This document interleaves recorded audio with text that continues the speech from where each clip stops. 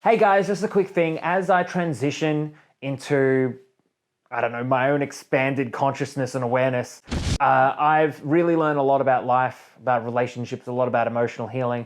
And so from here on in, what I'm going to be doing is I'm going to be adding a little bit of a hashtag. As of recording this, I'm not quite sure where the hashtag will go. Will it be on the thumbnail? Will it be in the title? But I'll be tagging the videos. So we're gonna, so you can pick and choose the topics that you yourself that you want to hear about. For example, I talk a lot about dating. I also talk a lot about health. I'm currently exploring an area where I very fondly refer to it as weight loss through meditation, for example. What I've learned a lot is that emotional healing is an amazing portal in order to manifest and create the desired lifestyle that you want. And I know we are in coronavirus times, and it's really worth very, without even saying, respecting the goddamn laws that you're in, right?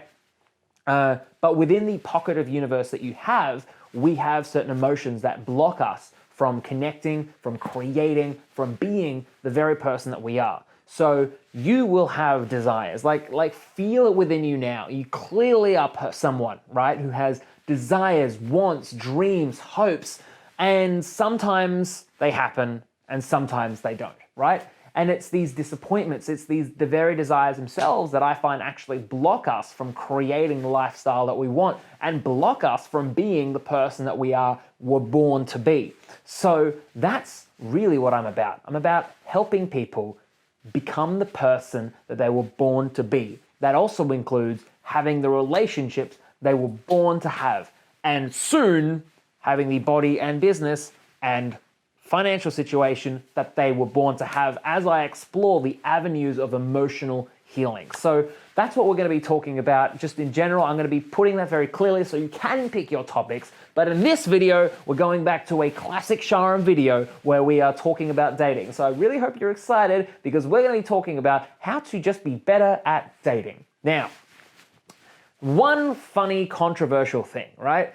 It's that every time I've been on radio, it seems to be that dating coaches are always the bad guys, Because why would you want to get better at dating? Why is this something you'd want to get better at? Like, shouldn't it just be natural? Shouldn't it just be like this thing? Like, why would you want to learn skills and tips and tricks and all this sort of stuff? The truth is, it should just be natural, right? Like, I'm the guy, I'm like, hey, I'm a dating coach. I'm the guy saying it should be mother flippin' natural. I'm the guy that really wants to break down the goddamn barriers to help you connect with the person that you want. So in this video, we're going to be talking about the just three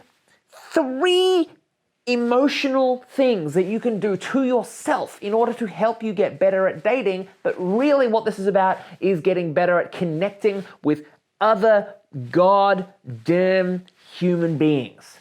Human to human, person to person. If you were a man wanting to connect with a woman, man to woman. If you're a woman wanting to connect with a man, woman to man. If you're a man wanting to connect with another man, man to man. If you're a woman trying to connect with another woman, woman to woman. If you are any combination of any other permutation, trying to connect with any other combination of permutation, like that to that. So the first thing I want to share, just very simply, is be a little bit more patient with yourself, right? Like you're learning.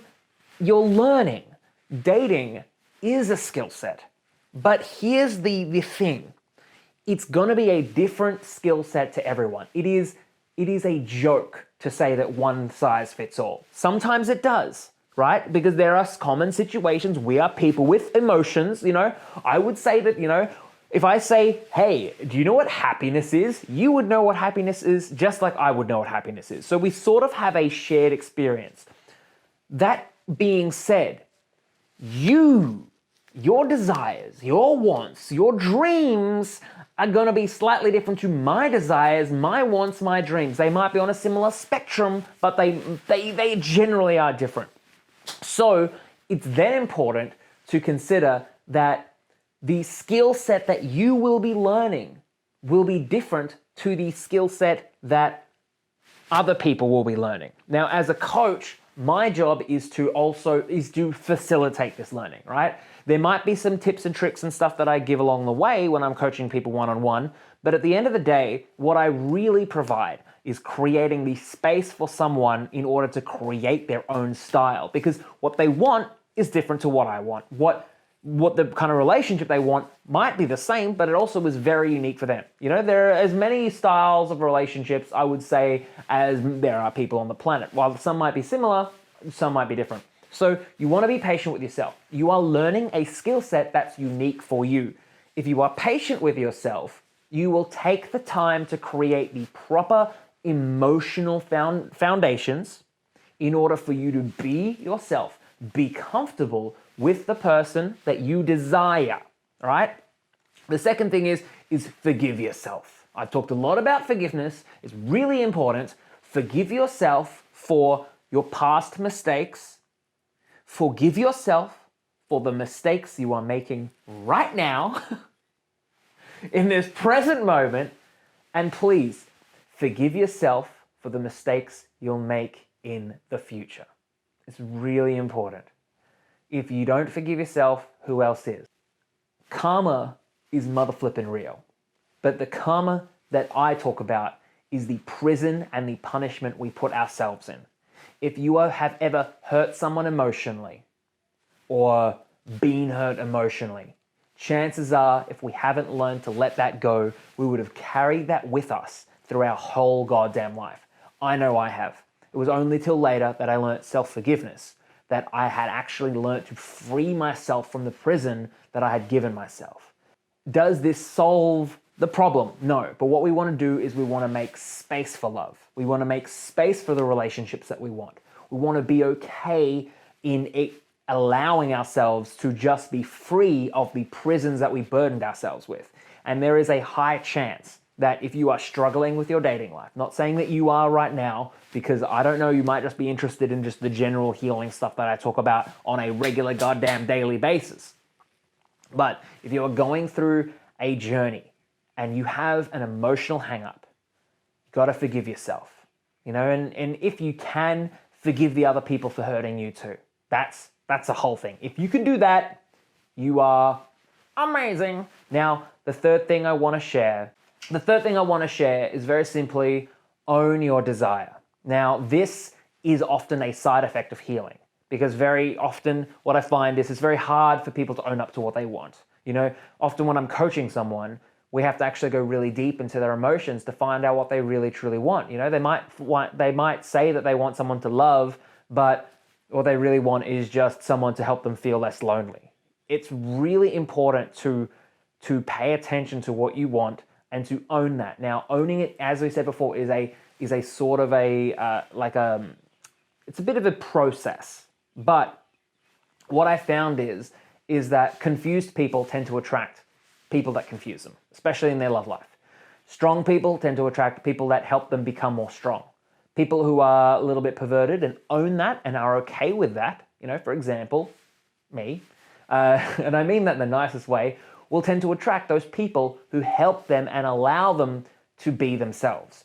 The more okay with who you are and your desires, the more you will find someone who is in alignment with you and your desires. If you are confused, you will find people who are confused.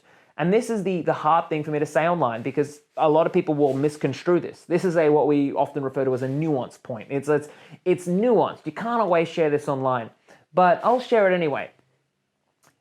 Sometimes people who are hurt will find more people to hurt them. That's why we say forgive yourself, because sometimes dating can be therapy, and it can be the best therapy you ever have. But if it's therapy, you gotta own it, because you'll meet the right people. It's like an energetic thing. You free up that energy that you've been fighting yourself, and you start actually being you in relation to the other person that you are connecting with, right? If you are shy, own being shy. You can go on a date and be like, I'm motherfucking shy. I need you to help me, please. The more we own, the more we say, this is who I am, I'm okay with this, the more other people can be okay with it too. And the people that aren't won't be around. It's like they're not there, or yeah, it's this interesting phenomena, and I'm trying to like summarize it here, but that's the point of working one-on-one. So thank you so much for watching this video. If you did like this video, make sure to leave a like, because if you did, then I like you. And feel free to comment a question below, because it really helps me out on creating content and different topics and areas. We are going to be talking a lot more about emotional healing from now on, and a perspective on different areas and topics and how it applies to a whole bunch of stuff. And so make sure to subscribe, because if you just subscribe, if you want to be more yourself. So thank you so much. I'll talk to you soon.